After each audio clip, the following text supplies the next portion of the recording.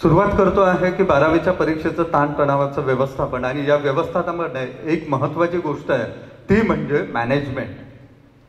आणि ताणतणाव कसा येतो या दोन गोष्टीकडे आता आपण वळतो आहे. सगळ्यात पहिलं आहे ताण आणि तणाव, म्हणजे स्ट्रेस आपल्याला काय येतो. मी आधीच बोललो की 12वी आणि 10वीच्या परीक्षेचं एक गारोड निर्माण केलं आहे, आणि ते गारोड आई वडिलांवर आणि एज्युकेशन सिस्टमवर एवढं लादलं गेलं आहे की लोक त्याच्या बाहेर निघायला तयारच नाही. काहीच नाही. दरवर्षी जशी एक्झाम देतो ना, अगदी तशीच आहे, अगदी तशीच परीक्षा आहे. काय आहे, काय फॉर्म्युला असावा? सकाळी उठावं, ब्रश करावा, आंघोळ वगैरे करून तयार व्हावं, नाश्ता करावा, कॉलेजला शाळेला जावं, तिकडनं यावं, खेळायला जावं, तिकडनं यावं, पुन्हा जेवण करावं आणि झोपावं.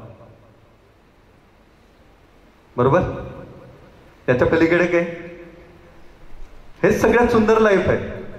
म्हणजे आमच्यासाठी काय, आम्ही यावं, बोलावं, किंवा ऑफिसवाले असतील त्यांनी ऑफिसला जावं, पुन्हा संध्याकाळी यावं, जेवण करावं आणि झोपावं. ज्याच्या पलीकडे सुंदर आयुष्य काय असू शकतं? आहे? अजिबात नाही. आणि विद्यार्थ्यांसाठी काय आहे? रोज सकाळी स्कूल, कॉलेज, जे काही असेल तुमचं, शाळेत किंवा महाविद्यालयात जावं, आणि महाविद्यालयातून आल्यानंतर बढिया क्रिकेट खेळायला जावं, फुटबॉल खेळायला जावं. कंपल्सरी 1 ते 2 तास कंपल्सरी खेळायला पाहिजे.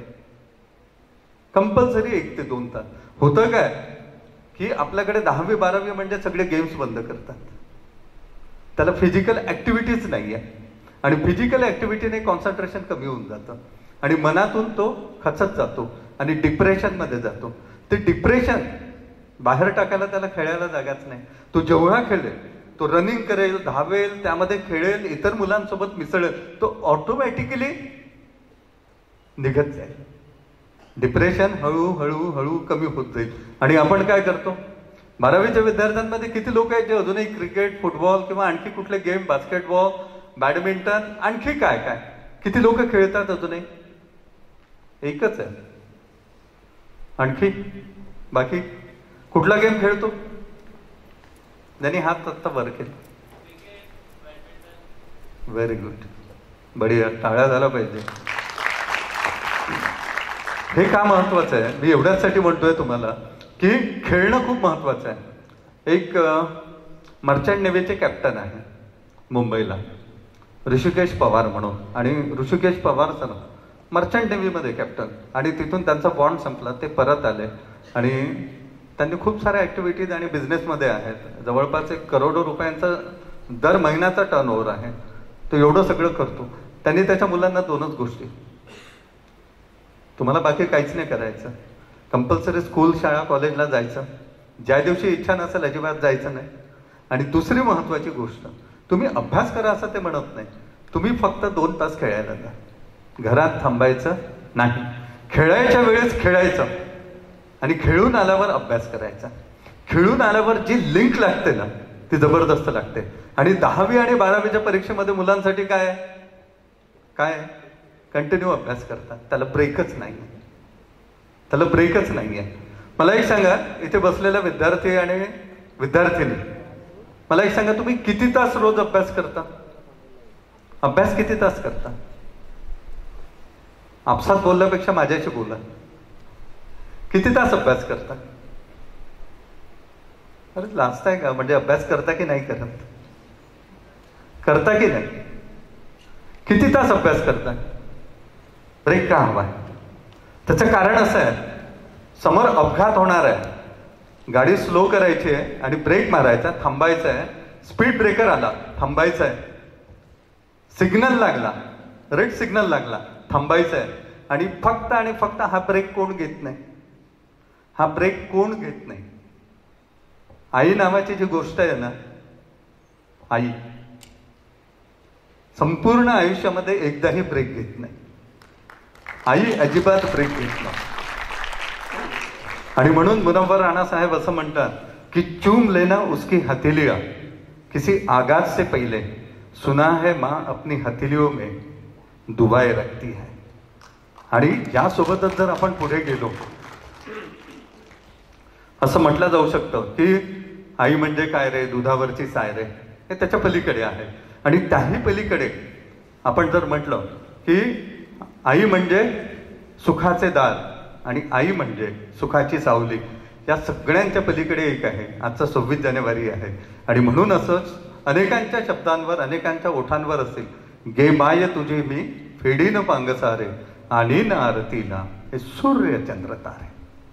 आणि हे यासाठी महत्वाचं आहे. ब्रेक, ती आयुष्यात कधीच ब्रेक घेत नाही. तिला काही असो, तिला ताप असो नसो, ती बिचारी अहोरात्र चालते. पण विद्यार्थ्यांनी ब्रेक घ्यायला पाहिजे, त्या आईने पण ब्रेक घ्यायला पाहिजे. प्रत्येक माणसाने ब्रेक घेणं गरजेचं आहे. आणि हा ब्रेक का घ्यायचा, का घ्यायचा? त्याचं एकमेव कारण आहे की आपण कंटिन्यू जर अभ्यास करत असू ना, तर त्या अभ्यासामध्ये एक गोष्ट आहे, ती म्हणजे तुमची लिंक तुटेल. लिंक तुटते. 45 मिनिटाचंच का बरं तास प्रत्येक महाविद्यालयात ठेवलेलं आहे? कुठेही जा 45 मिनिट. म्हणजे मी जर 1 तास किंवा 1.5 तास जर बोलेल तर तुमची लिंक तुटलेली असेल. 45च मिनिट का? त्याचं कुठेतरी कोणीतरी कॅल्क्युलेशन केलं असेल ना, बरोबर? आणि हेच कॅल्क्युलेशन जास्त महत्वाचं असतं. आणि म्हणूनच 45 मिनिटानंतर, 1 तासानंतर तुम्ही बिनधास्त ब्रेक घ्या. ब्रेक म्हणजे काय? माइंडफुलनेस. ब्रेक म्हणजे काय? माइंडफुलनेस करायचा. त्यामध्ये काय करायचंय? ब्रिदिंग, खोल श्वास घ्यायचा, हळूहळू हळूहळू सोडायचा. आपले जे स्नायू असतात ना, ते बसून बसून एका जागी काय झालेले असतात? जखडलेले असतात. आणि त्यासाठी ते गरजेचं आहे. आणि म्हणून माइंडफुलनेस घेणं खूप जास्त गरजेचं आहे. मग त्याच्या पलीकडे काय? आणखी त्याच्या पलीकडे काय? त्याच्या पलीकडे एक सुंदर गोष्ट आहे, ती म्हणजे पुन्हा अभ्यासाला बसणं, पुन्हा 1 तासाने उठणं, पुन्हा अभ्यासाला बसणं. असं जर तुम्ही केलात ना, तुम्हाला काही ट्रिक्स पण सांगणार आहे. त्या जर तुम्ही केला ना, ज्याचा म्हणजे 4 तासाच्या आधी जे अभ्यास करणारे आहे आणि 2 तासाच्या आधी अभ्यास करणारे, ते मेरिटमध्ये येऊ शकतील. फक्त तेवढं करा. तुम्ही म्हणाल ते लगेच सांगा, त्यासाठी त्याची पार्श्वभूमी सांगावी लागेल आणि मग त्या गोष्टीवर आपण येऊ. सगळ्यात महत्वाची गोष्ट आहे की 12वीच्या परीक्षेतील ताणतणावाचं व्यवस्थापन वगैरे काहीच नाही. 12वीची परीक्षा म्हणजे सोहळा आहे. 12वीची परीक्षा म्हणजे उत्साह आहे. 12वीची परीक्षा म्हणजे खऱ्या अर्थाने आयुष्याची परीक्षा नाही आहे. आपण काय करतो? 12वीची परीक्षा. अच्छा, कोण आहे इथे की ज्याला असं वाटेल की मी आता ब्रेक घ्यायला पाहिजे यावर्षी? बिनधास्तपणे सांगा. आणि हे ऐकल्यावर तो आयुष्यात ब्रेक घेणार नाही. ब्रेक म्हणजे परीक्षेचा ब्रेक. मी यावर्षी परीक्षा देणार नाही असं कोणाला वाटतं? हा ब्रेक परवडणारा नाही आहे. म्हणून मी म्हणतोय, असं कोण आहे की ज्याला असं वाटतं की यावर्षी राहू द्या, पुढल्या वर्षी परीक्षा बघू? असं कोण आहे? कोणी आहे? अरे बोला ना, कोणी आहे का? नाही. जर असं कोणी असेल आणि तुमचा मित्र जर तुम्हाला म्हणत असेल की मी यावर्षी ब्रेक घेतो, पुढल्या वर्षी अभ्यास करतो आणि पुढल्या वर्षी परीक्षा देतो, एक गोष्ट लक्षात ठेवा, ही शेवटची परीक्षा नाही. आणि त्यामुळे याचा कुठलाही रिझल्ट लागो, कुठलाही लागो, मी काय म्हणतो की तुम्ही नापास झाला, तुम्ही नापास झाला तर काय फरक पडणार आहे? फरक काय पडणार आहे? 2 दिवस वाईट वाटेल, 4 दिवस वाईट वाटेल, 8 दिवस वाईट वाटेल. या 8 दिवसात तुम्ही एकहीदा जेवण करणार नाही. या 8 दिवसात तुम्ही एकहीदा जेवण करणार नाही. या 8 दिवसात तुम्ही एकहीदा पाणी पिणार नाही. आणि या 8 दिवसात तुम्ही श्वासच घेणार नाही. असं काही आहे? आयुष्य थांबत नाही. आयुष्य कंटिन्यू चालतो. हा प्रवास आहे. आणि हे आयुष्य चालतं म्हणून अनेक लोक काय करतात की 12वीच्या परीक्षेत फेल झालो, आता मी काय करू, कसं करू, जसं काही त्याचं पूर्ण आयुष्य संपलं असं त्याला वाटतं. आणि याच वेळेस सुरुवात होते ज्यावेळेस माणसाला असं वाटतं की मी सगळं हरलोय. ज्यावेळेस माणसाला असं वाटतं की मी सगळं हरलोय, त्याच वेळेस जिंकण्याची वेळ सुरू होते. आणि म्हणून असं म्हटलं जातं की तो म्हणाला तू इथे हरला कसा? तो म्हणाला की तू इथे हरला कसा? विचारा त्याला मी लढलो कसा? लढणं महत्वाचं आहे. प्रत्येकाने परीक्षा देणं गरजेचं आहे. असं जर कुणाच्या मनात असेल ना, बिनधास्तच काढून टाका. सुरुवात करा, लढायला सुरुवात करा. आणि होतं काय, जोपर्यंत आपण लढणार नाही आणि आपल्या हाती तलवारच घेणार नाही. आता तलवार घ्यायची वेळ आहे. शिवाजी महाराजांच्या वेळेस तलवार होती, भाले होते. आता ते AK-56 आहे. हो ना, स्ट्रेनगन आहे, धडाधड धडाधड धडाधड सुरू करायचं आणि मग हा पेपर कसा सॉल्व्ह करायचा ते पण आपण बघणार आहोत. हे सगळं करताना एक गोष्ट आपण लक्षात घेतली का, तुम्ही 12वीच नाही 10वीच नाही, आयुष्यातल्या कुठल्याही परीक्षेमध्ये जा, एक तंत्र लक्षात घ्या, never give up. Never give up. सोडायचं नाही, सोडायचंच नाही, काही असो. चला, 12वीच्या परीक्षेमध्ये एक गोष्ट महत्वाची आहे, ती म्हणजे सायकोलॉजिकल इफेक्ट काढून टाका. बिनधास्त 2 तास खेळा आणि टाइम टेबल तयार करा. सगळ्यात पहिले टाइम टेबल आपला हा पाहिजे की आपण किती तास खेळणार, किती तास जेवणार. सवय काय, टीव्ही लावायचं, मग जेवायचं ताट घ्यायचं आणि मग तारक मेहता, वागले की दुनिया किंवा अजून काही जे काही असतील, एखादा चित्रपट, आणि मग ते जेवणासोबत तो चित्रपट आतमध्ये जातो, जेवणासोबत प्रत्येक घासासोबत त्या सगळ्या गोष्टी आतमध्ये जातात आणि ते सगळं आपण खातो आणि ते सगळं आपण जगतो. आणि म्हणून प्रश्न आहे की आपण नेमकं काय करायचं.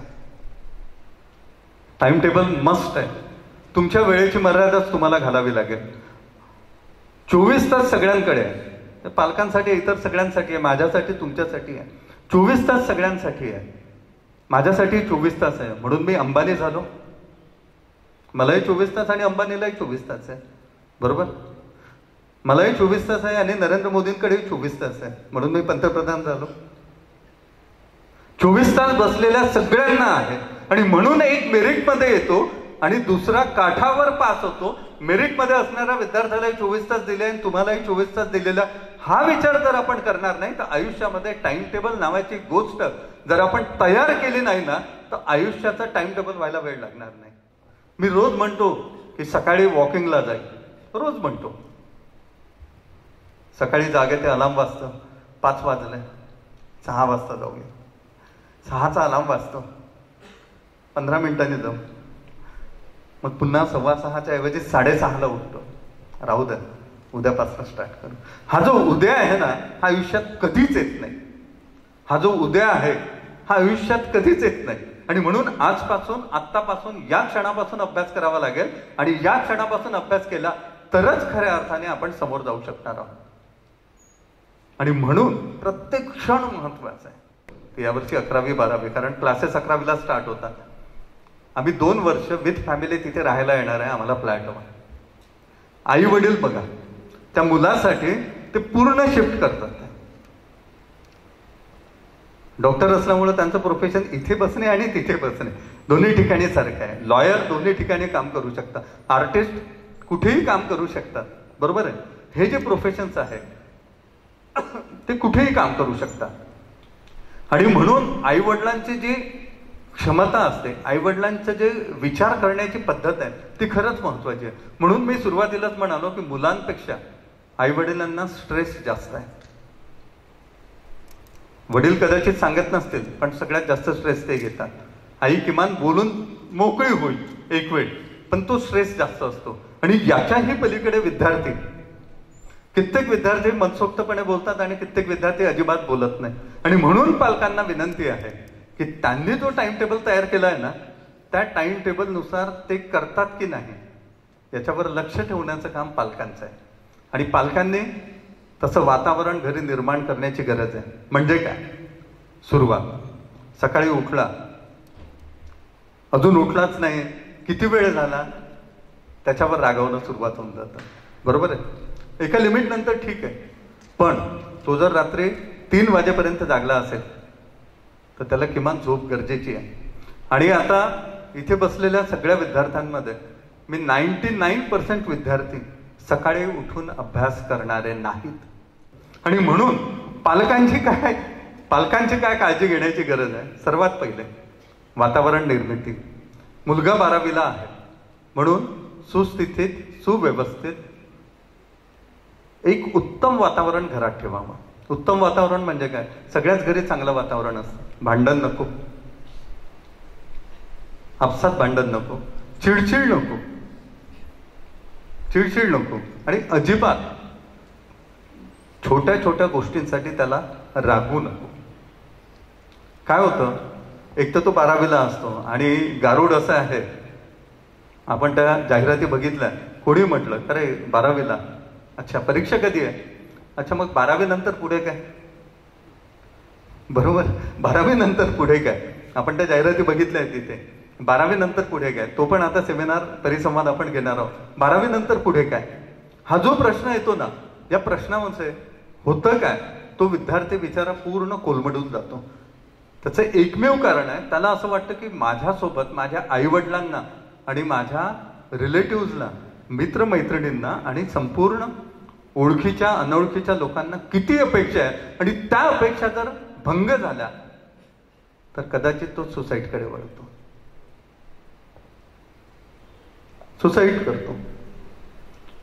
आणि सुसाईड करणं म्हणजे हे टेम्पररी ऑप्शन आहे परमनंट सोल्युशनसाठी, बरोबर, हे टेम्पररी ऑप्शन आहे आणि त्यामुळे कुठलं सोल्युशन होत नाही.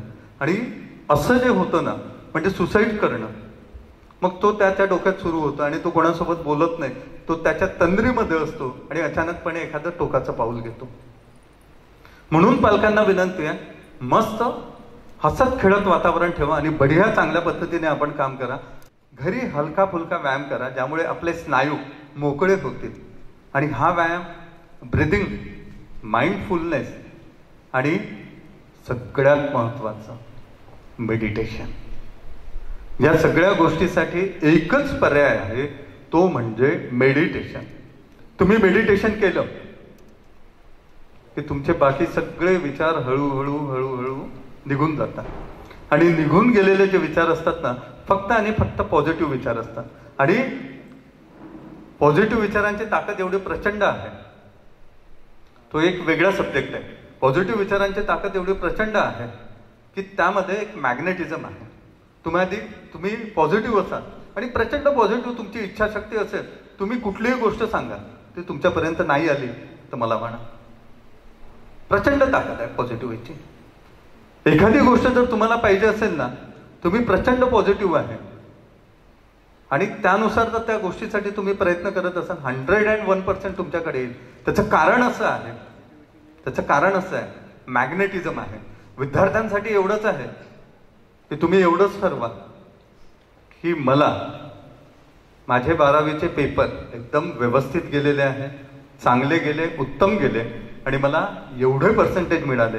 तुम्ही जेवढे पर्सेंटेज मार्क कराल ना, तेवढं मी जेवढे पर्सेंटेज समोर लिहाल भिंतीवर, चार्टवर, जेवढे, त्याच्यापेक्षा 8% जास्तच मिळेल, 10% जास्त मिळेल. याचा अनुभव मी कित्येक वेळा घेतोय. ज्यासाठी काहीच नाही, अफर्मेशन, मेडिटेशन, हे छोट्या छोट्या गोष्टी आहे. मी बसल्या बसल्या माझं अफर्मेशन चालू राहतं, कोणाला काय कळतं मी काय मनातल्या मनात काय सुरू आहे, ऑटोमॅटिक दुसरे विचार निघून जातात. तुम्हाला काय वाटतं की माझ्या मनात येत नाही, अनेक निगेटिव्ह विचार येत नाही. मी मध्ये काय केलं, एक रबर माझ्या हाताला लावला, हेअरबँड लावला आणि निगेटिव्ह विचार आला की तो जोराने ओढायचा म्हणजे मला लागेल, आणि एक अट स्वतःसाठीच टाकायची. निगेटिव्ह विचार आला म्हणजे मला असं वाटलं की मी आता माझी कार काढली आणि ऍक्सिडेंट झाला तर, विद्यार्थ्यांच्या मनामध्ये की मी आता परीक्षा दिली आणि मी पास नाही झालो तर, मला मार्क्स कमी मिळाले नाही, मी इंजिनिअरिंगला नाही गेलो तर, किंवा मी मेडिकलला ऍडमिशन नाही मिळाली तर, असंख्य प्रश्नांचे उत्तर एकच आहे, तो हेअरबँड. तो हेअरबँड घ्यायचा आणि असा विचार आला की मी फेल झालो तर, तो जोराने ओढा. काय करायचा, तो जोराने ओढायचा. म्हणजे तुम्हाला काय होईल, तुम्ही एकदम जाग्यावर राहा आणि तो जोराने ओढल्यावर 3 पॉझिटिव्ह विचार स्वतःला सांगायचे. एक, खूप चांगल्या मार्क्सने पास होईल. दुसरा, तुम्हाला जिथे ऍडमिशन पाहिजे तिथे मिळेल. आणि तिसरं, तुम्हाला ज्या कॉलेजमध्ये पाहिजे ना त्या कॉलेजमध्ये ऍडमिशन मिळेल. माझा शब्द आहे, लिहून घ्या. मी सांगतो तेवढं जर केलं ना, तुम्ही त्याच कॉलेजमध्ये जा. 100% त्याच कॉलेजमध्ये जा. एवढी पॉझिटिव्ह थिंकिंगची ताकद आहे. आणि याही पेक्षा महत्वाचं काय, मॅग्नेटिझम आहे. इथे बसलेला प्रत्येक माणूस मॅग्नेटिझम आहे, बरोबर आहे. यामध्ये काय होतं, 2 गोष्टी, 2 समान चीजें एक दूसरे को आकर्षित करती हैं. 2 समान चीजें एक दूसरे को आकर्षित करते हैं. म्हणजे काय, मॅग्नेटिझम आहे. इथे काय होतं, विद्यार्थ्यांमध्ये पहा, 2 विद्यार्थी असेल तर अभ्यास करत नाही, बरोबर ना? ते दोघं बरोबर मित्र होतात, सिनेमा पाहायला जातात, इकडे तिकडे फिरायला जातात, अभ्यास सोडून सगळ्या गोष्टी करतात. आणि 3 हुशार विद्यार्थी एकमेकांसोबत नोट्स शेअर करतात, चर्चा करतात. हा जो प्रघात आहे ना, हे काय होतं, बरोबर? निगेटिव्ह निगेटिव्ह, पॉझिटिव्ह पॉझिटिव्ह, बरोबर? समान चीजें समान चीजों को आकर्षित करते. समान चीजें तुम्ही स्वतःच्या आणि इतरांच्या आयुष्यामध्ये बघा. एखादा खूप गुंड असेल तर तो गुंडालाच पकडेल. एखादा खूप चांगला, सात्विक आणि चांगला विचार करणारा माणूस असेल ना, तो त्याच लोकांपर्यंत पोहोचेल. मी यासाठी एक नेहमी उदाहरण देतो. म्हणजे असं असतं, समान चीजें समान चीजों को कैसे आकर्षित करते. एखादा खूप दारू पिणारा आहे आणि व्यसनी माणूस आहे. हे उदाहरण एवढ्याचसाठी की हे लगेच क्लिक होईल. त्याला कुठल्याही शहरात नाही, कुठल्याही शहरात, जे तुम्हालाही माहित नाही, मलाही माहित नाही, त्याला सोबत घेऊन जा आणि ठेवा. तो बरोबर एखादा तसाच पकडेल आणि ते दुकान शोधून काढेल. बरोबर बरोबर ना? आणि याच पद्धतीने परीक्षेसाठी आहे. ज्याला अभ्यास करायचा ना, तो बरोबर नोट्स आणेल, बरोबर क्लासेस अटेंड करेल, त्याचं प्लॅनिंग करेल आणि त्या पद्धतीने अभ्यास करेल. त्यासाठी काय करायचं, एक हेअर बँड प्रत्येकाने हातामध्ये लावायचा. वाईट विचार आला, हा पेपर, हा अभ्यास झाला नाही, पटकन ओढायचा, तुम्हाला लागेल.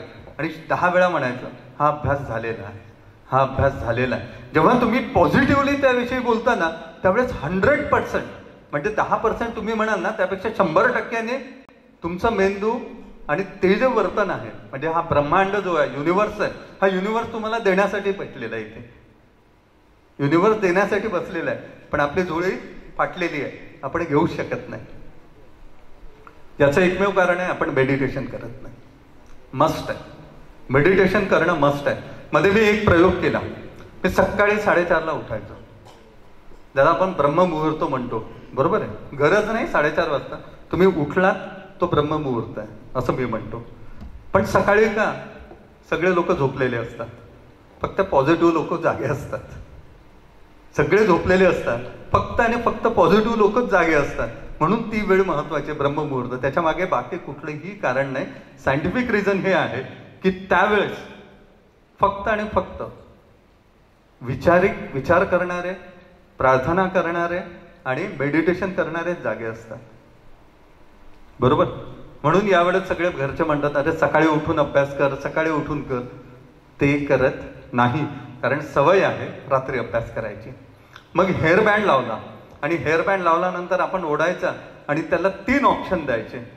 माझा फिजिक्सचा पेपर खूप चांगला गेला, माझा फिजिक्सचा पेपर खूप चांगला गेला. पहिलं, मला फिजिक्समध्ये 98% मिळाले, मला फिजिक्समध्ये 98 मार्क्स मिळाले.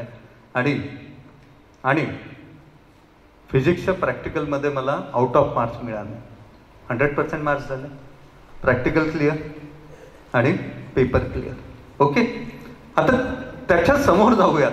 मेडिटेशनने फायदा काय होणार आहे? मेडिटेशनने सगळे निगेटिव्ह थॉट्स निघून जातील. मेडिटेशन किती वेळ करायचं? 5 ते 10 मिनिट. अभ्यासाच्या आधी, बसायच्या आधी मेडिटेशन करा. तुम्ही जे फिरून आलेले असतात, 10 लोकांशी बोलून आलेले असतात, अनेक लोकांशी वार्तालाप करतात, अनेक लोक निगेटिव्ह बोलतात. तुम्ही दुसऱ्याला पॉझिटिव्ह थोडी करू शकता ना, तुम्ही स्वतःला पॉझिटिव्ह करू शकता. आणि म्हणूनच तथागत गौतम बुद्धांचा एक सुंदर थॉट आहे. ते असं म्हणतात की तुमच्यामध्ये बदल झाला असेल ना, हे तुम्हाला आधी कळत नाही, लोकांना कळतं तुमच्यामध्ये काय बदल झालाय. तुम्हाला नाही कळत, लोकांना कळतं की तुमच्यामध्ये काय बदल झालाय. आणि याच्या पलीकडे एक गोष्ट आहे, ती म्हणजे तुम्ही जर चांगला अभ्यास केला ना, ते तुम्हाला सांगायची गरज नाही, घरच्यांना कळतं अभ्यास झालेला आहे. ते चेहऱ्यावर दिसतं, तो कॉन्फिडन्स दिसतो. आणि तो कॉन्फिडन्स नसतो ना, म्हणून प्रॉब्लेम येतो, बरोबर? इच्छाशक्ती महत्वाची आहे, विल पॉवर महत्वाची आहे. आणि याही पलीकडे एक गोष्ट आहे, ती म्हणजे समान चीजें समान चीजों को आकर्षित करते है. यासाठी एक छोटीशी एक ट्रिक सांगतो सगळ्यांना. तुम्ही येलो कलरची ड्रॉइंग शीट विकत घेऊ शकता, येलो कलरची ड्रॉइंग शीट प्रत्येकाने विकत घ्या, करून बघा, फायदा होईल नाही तर नाही होईल. हे की चुकीचं नाही, सायन्स आहे याच्या मागे. सगळ्यांनी येलो कलरचा कागद म्हणजे ड्रॉइंग शीट विकत घ्या. तुम्हाला वाटेल तर पूर्ण कागद ठेवा, नाही वाटेल तर अर्धा करा, पाव करा. त्यावर तुमचे जेवढे सब्जेक्ट आहे, ज्या सब्जेक्टची भीती वाटते, येलो पेजवर, येलो पेपरवर रेड रिफिलने लिहायचं, रेड पेनने लिहायचं. येलो आणि रेड का? येलो पेपर माइंडला लगेच क्लिक होतो.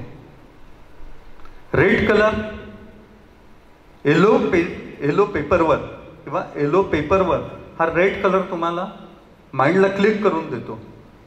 ह्याची ऍक्शन होते आणि त्यामुळं मोस्टली अफर्मेशन, जेवढे अफर्मेशन करणारे आहेत, लिहिणारे आहेत, येलो पेज रेड रिफिल. अफर्मेशनचे असे मोठमोठे गोलबुक असतात, गोलबुक येतं, अफर्मेशनचे पेज असतात एवढं मोठं बुक, आणि त्याच्यावर रोज लिहायचं. तुमचं एकच अफर्मेशन तुम्ही 21 दिवस कंटिन्यू लिहा, तुम्हाला फायदा होईल. मी तुम्हाला सांगतो, मधल्या काळामध्ये माझे 2-3 लोन्स होते, कार लोन, होम लोन, मुलासाठी गाडीचं लोन, अनेक लोन. मी थोडं त्रासलो, म्हणजे फायनान्शियल मॅनेजमेंट थोडं माझं ढासळलं आणि मी लिहिलं नाही. मी फक्त एकचदा लिहिलं, या महिन्यात हे लोन क्लिअर, या महिन्यात हे लोन क्लिअर. आणि मनातल्या मनात अफर्मेशन सुरू करतो, 2 लोन क्लिअर, 2 लोन क्लिअर. एक लोन एवढं मोठं आहे की त्याला वेळ लागेल क्लिअर व्हायला, पण त्याची लास्ट डेट आहे मार्च 2026. क्लिअर म्हणजे क्लिअर, 100% क्लिअर होणार. आणि हा जर आत्मविश्वास ठेवला ना, मी यासाठी म्हणतो तुम्ही लिहा, येलो पेज रेड रिफिलने त्यावर लिहा की तुम्हाला किती पर्सेंटेज पाहिजे, त्यावर लिहा की तुम्हाला कुठल्या कॉलेजमध्ये ऍडमिशन पाहिजे, तुम्हाला कुठल्या फील्डमध्ये जायचंय. हे जेव्हा लिहाल ना आणि वारंवार लिहा, त्याच्याकडे बघाल तर 100% तुम्हाला रिझल्ट मिळेल. तुम्हाला ते खूपदा लिहायची गरज नाहीये. म्हणजे अफर्मेशन असं असतं की लोक टायमर लावतात आणि ते कितीदा म्हटलं जातं. तुम्ही तुमच्या मोबाईलमध्ये स्वतः रेकॉर्ड करा. माझा फिजिक्सचा पेपर खूप चांगला गेला, मला फिजिक्समध्ये 98 मार्क्स मिळाले, मला मॅथमॅटिक्समध्ये 98 मार्क्स मिळाले. ते ऐका, ते ऐकल्याने काय होतं, सबकॉन्शियस माइंडमध्ये जातं. आणि सबकॉन्शियस माइंडला हे कळत नाही ही चांगली गोष्ट आहे की वाईट गोष्ट आहे. म्हणजे सबकॉन्शियस माइंडमध्ये तुम्ही हे जर म्हटलं माझा ऍक्सिडेंट होईल, ऍक्सिडेंट होईल, ऍक्सिडेंट होईल, त्याला काय कळतं सबकॉन्शियस माइंडला, चांगलं किंवा वाईट? चांगले थॉट्स द्या, चांगल्या गोष्टी पोहोचते. सायन्स आहे, याच्या मागे काहीच नाही. म्हणजे एक मध्ये पुस्तक वाचण्यात आलं होतं सबकॉन्शियस माइंड, आणि त्यामध्ये हे होतं आणि त्याचे काही प्रयोग करून पाहिले आणि त्याचे रिझल्ट मी स्वतः केले, म्हणून मी तुम्हाला सांगतो. त्याच्याशिवाय मी केल्याशिवाय कुणाला काही सांगत नाही. ओके. यानंतर 12वीच्या विद्यार्थ्यांनी काय करावं, एक सुंदर ट्रिक्स आहे ज्याचा अभ्यास झाला असेल नसेल.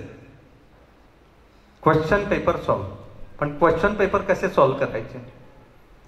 ज्यांनी टेस्ट सिरीज नसेल लावली, कारण त्याच्यात टेस्ट सिरीज असतात, ज्यांनी नसेल लावली त्यांना घरीच क्वेश्चन पेपर सॉल्व्ह करावे लागेल. त्याच्यासाठी काय, ऑनलाईन एक ॲप येतं, त्यामध्ये क्वेश्चन पेपर असतात, ते लिहून घ्यायचे आणि ते सॉल्व्ह करायचे. मग त्याची सिस्टम काय, समजा तुमचा पेपर सकाळी 10 ते 1 असेल, सकाळी 10 ते 1 तुम्ही 21 दिवस रोज सकाळी 10 ते 1 एकाच ठिकाणी बसून प्रत्येक पेपर सॉल्व्ह करा. काय करायचंय, रोज सकाळी 10 ते 1, तुमचा जर पेपर 10 ते 1 असेल तर रोज सकाळी 10 ते 1 एकाच जागेवर बसायचं, जसं तुम्ही परीक्षेला बसलेले आहात, आणि क्वेश्चन पेपर सॉल्व्ह करायचा. त्यामध्ये किती मार्क्स मिळतात त्याच्याकडे लक्ष देऊ नका. होईल का? Train your brain. होईल काय? Train your brain. आपल्याला आपल्या ब्रेनला ट्रेन करायचंय. म्हणजे काय होईल, म्हणजे हे होईल की जे तुम्ही परीक्षेच्या दिवशी तिथे बसाल त्यावेळेस तुमच्या डोक्यात, अरे हे तर वाचलं होतं, आठवलंच नाही, हे मी वाचलेलं होतं, हे अर्धच आठवलं, यातला एक शब्द मिसिंग आहे, तो महत्वाचा आहे, हे होणार नाही. तुमचं ब्रेन ट्रेन झाला 21 दिवसामध्ये. काय झाला, त्याला आठवायची प्रोसेसमध्ये आला, सुरू. त्याला त्या वेळेमध्ये त्याला कळतं की आता ही वेळ आहे ना 10 ते 1 आठवायचं आहे. मला एक सांगा, आपल्या जेवणाच्या वेळा पहिलं असं होतं, जगन्नाथ दीक्षित म्हणतात की तुम्हाला भूक लागली तरच जेवा, डॉक्टर म्हणतात की जेवणाच्या वेळा पाळा, बरोबर? आणि आपण काय करतो, सकाळ झाली म्हणून नाश्ता करायचा, दुपार झाली म्हणून जेवायचं, रात्र झाली म्हणून जेवायचं. भूक लागली का? भूक लागली का? आपण आपल्या ब्रेनला काय केलं? जेवणासाठी ट्रेन केलं आहे. स्वयंपाक झालाय, जेवण करून घ्या. बरोबर? आपल्या ब्रेनला ट्रेन केलंय. पालकांनी लक्ष द्या. हे जर तुम्ही 21 दिवस जरी केलं ना, 21 दिवस, यासाठी कुठलीही चुकीची गोष्ट निघायला 21 दिवस लागतात, चांगल्या सवयी लागायला 21 दिवस लागतात. म्हणून मी 21 दिवस म्हणतो.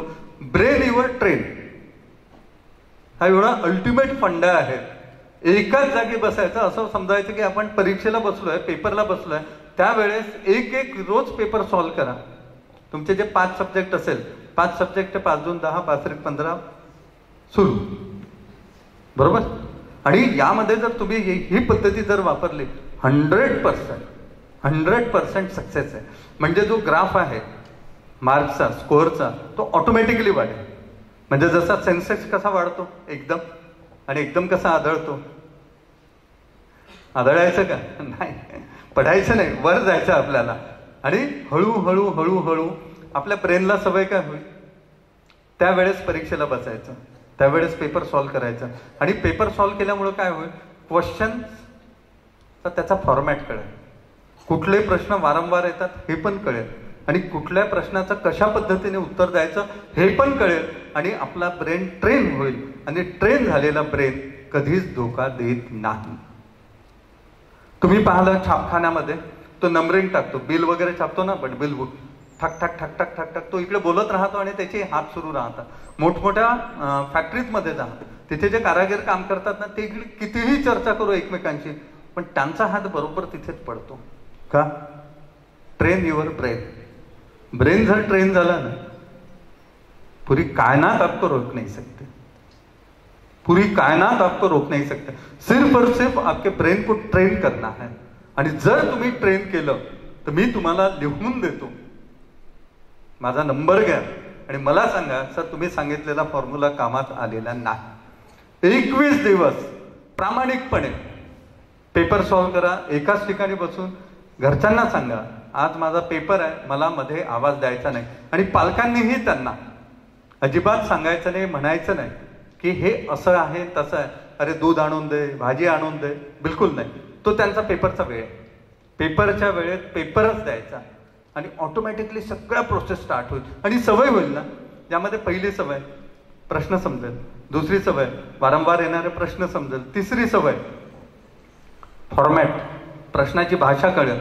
आणि उत्तर काय असतं? उत्तर काय असतं? प्रश्न 100% समजला म्हणजे अर्ध उत्तर तुम्हाला माहित आहे. प्रश्न 100% समजला ना की अर्ध उत्तर माहिती आहे. डॉक्टर्स जे असतात ना, चांगले डॉक्टर्स, ते त्याच्याशी बोलतात. हा काय झालं? तोच सांगतो, सर मला असं झालं. डॉक्टर काहीच बोलत नाही, त्याचं पूर्ण ऐकतात आणि फक्त एक प्रिस्क्रिप्शन हातात देतात. बरोबर? आणि मग लोक म्हणतात डॉक्टरांनी हात पण नाही लावला. अरे तूच सांगितलं तुला काय झालं. बरोबर सर? बरोबर है ना? आणि मग होतं काय? डॉक्टर काहीच नाही, त्याच्या बोलण्यातून त्याची सायकोलॉजी लक्षात घेतात. 2 मिनिटात सायकोलॉजी, तो काय बोलतो. बरोबर आहे? त्याची सायकोलॉजी लक्षात घेतं आणि सायकोलॉजी लक्षात झाली ना तर त्यानुसार त्याला ट्रीटमेंट देतं. आणि अनेक डॉक्टर्स असे, म्हणजे नाशिकमध्ये एक डॉक्टर आहे, तो त्याच्यावर तो लिहितो की असं काहीतरी पॉझिटिव्ह लिहितो पेशंटच्या दृष्टीनं. पेशंटला वाटतं अरे वा, पॉझिटिव्ह लिहिलेलं आहे काहीतरी, है ना, हेल्दी अँड वेल्दी लाईफ. हे जरी तुम्ही लिहिलं, समोरच्याला वाटतं, डॉक्टरांनाही वाटतं की मी हेल्दी आणि वेल्दी व्हावं. करेक्ट? हा जो एक मेसेज जातो ना, तो विद्यार्थ्यांसाठी कामात येतो ना. आपण काय म्हणतो? अरे तू अभ्यास करत नाही. तो खरंच अभ्यास करत नाही. आपण जर असं म्हणा ना, नाही तो अभ्यास करतो, हे थॉट्स त्याच्यापर्यंत पोहोचतात आणि तो अभ्यास करायला लागतो. सायन्स आहे याच्या मागे, कुठलीही अंधश्रद्धा नाही, सायन्स आहे. तुम्ही जे म्हणाल ते होतं. आप जो बोलेगे ना वो हो जाएगा और कोई कायनात आपको रोक नहीं सकते. आणि मी जे म्हणतो ना तेच होतं. मी जे म्हणतो ना तेच होतं. हा जेवढा विश्वास स्वतःवर येईल ना, तेवढ्या ताकदीने तुम्ही काम करायला लागा. 12वीच्या परीक्षेमध्ये 100% पास व्हाल आणि 100% पास झाले की 100% तुम्ही मोठ्या प्रमाणामध्ये यश मिळवा. माझ्या शुभेच्छा तुमच्यासोबत आहे. भरपूर सारे ट्रिक्स आहे, वेळेअभावी सांगत नाही. खूप छोट्या छोट्या गोष्टी आहेत, त्यांनी आपण डेव्हलप करू शकतो, चांगल्या पद्धतीने करू शकतो. खरं म्हणजे या सगळ्या गोष्टी जर आत्मसात केल्या खूप छोट्या छोट्या, तर आपण आपला तणाव याचं व्यवस्थापन करू शकतो. हा सब्जेक्ट खूप मोठा आहे. तुमचे चेहरे पाहून मला असं वाटलं की हा सब्जेक्ट तुम्ही ऐकाल की नाही, म्हणून छोटा आणि वेगळ्या पद्धतीने तुम्हाला दिला. ट्रिक्सवर गेलो, कारण आता गरज आहे. ते बाकी सांगू नका, फक्त नोट्स दे, आम्ही वाचून टाकू. बरोबर. त्यामुळं कसं आहे की फक्त नोट्सचा जमाना आहे, आणि नोट्सचा जमाना असल्या कारणानं लोक त्या पद्धतीने वागतात, त्या पद्धतीने जातात.